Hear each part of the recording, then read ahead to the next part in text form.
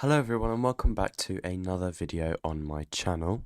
So today I'm going to be doing something a little different and I'm going to give my thoughts on LEGO Avatar. Now before we get into this, I just want to make it clear that I only have one LEGO Avatar set and I'm only going to cover the sets that are based off Avatar 2 The Way of Water. And to be honest, I wasn't really a big fan of the first film, but since watching The Way of Water, my opinions on the franchise, like as a whole, has changed completely. I especially love the Metkayina tribe in the environment to which they have like adapted. That being, oh god, I'm gonna butcher this. Awa'atlu. Now, considering this, I really think that LEGO has done an amazing job at bringing this area of Pandora to life through the use of coral and pastel-coloured bricks that are seen in the Mako Submarine, Metkayina Reef Home, and Ilu Discovery sets.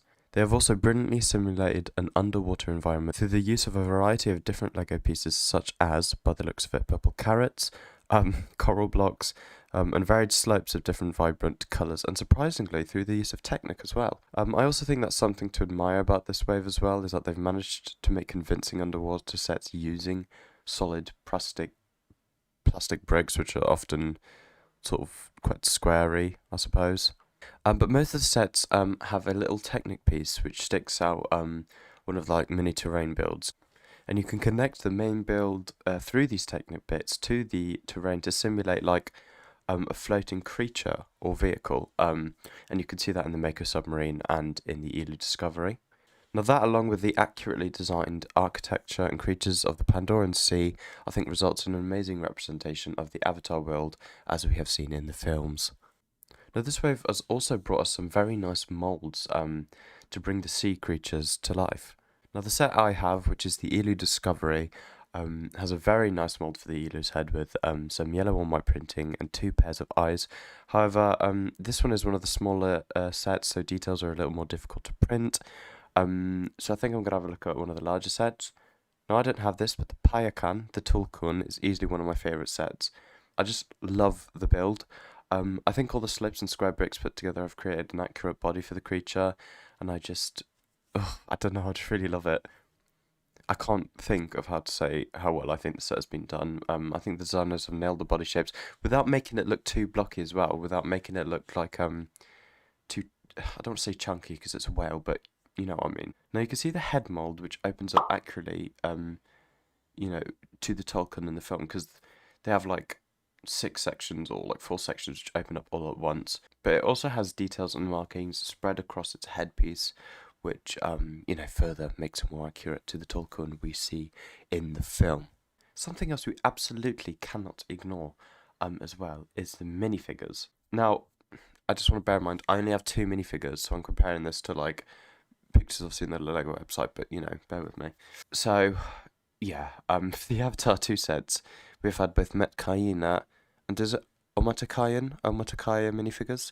Those being the Sullys. Now, I love the Omatakaya minifigures, especially Tuk and Neytiri. I think their printing's probably the best out of all of them, in my opinion. But my real favourites, in terms of minifigures, are the Metkayina, and especially Ronal and Soraya. Now, I can't lie, I have a slight bias because Soraya was one of my favourite characters in the movie, but just hear me out. So, these minifigures look great. They have excellent printing on the torso and legs, accurately depicting their costumes in the movie. And furthermore, some of the minifigures, the adult Na'vi, have, as far as I'm aware, a new leg piece. So these leg pieces are longer to better depict the height of the Na'vi, because the Na'vi are like 8 to 10 feet tall. They're huge. So I also want to look at the Metkayina minifigures again. So as I said earlier, these sets, they have the coral and pastel colours, which look absolutely amazing. And I think the reason I like the Metkayina's minifigures better is because they're more aqua turquoise colour rather than the dark blue, complements the environment more. Because of course they are adapted to this environment, so they're obviously gonna, belong and look like they belong in it. Furthermore, the facial tattoos look great. Now, I have done my research and found that James Cameron, who is the director and writer of the Avatar films, based the Metkayina's tattoos, and please pardon my pronunciation of this, on the Maori tattoos. And these, I think, are like tattoos that are used in Polynesian cultures. I'm not 100% sure, so please feel free to correct me. And I had a look at these online, and I can see what aspects of Maori tattoos have influenced the Metkayina's tattoos, but also in a way that they don't really look the same. Also, on a side note, I also think the plastic sheets that they use to make the fins, and like I think pictorial fins they're called, on the the Skimwing, the Elu, and they don't look as bad as I thought they would. Online I thought they looked terrible and really flimsy, but they do show the patterns and bright colours well without dimming them in a sort of bad way. So that was my thoughts on the Avatar: The Way of Water Lego sets, and I think it's pretty obvious that I like them, but you know, I do mean what I said.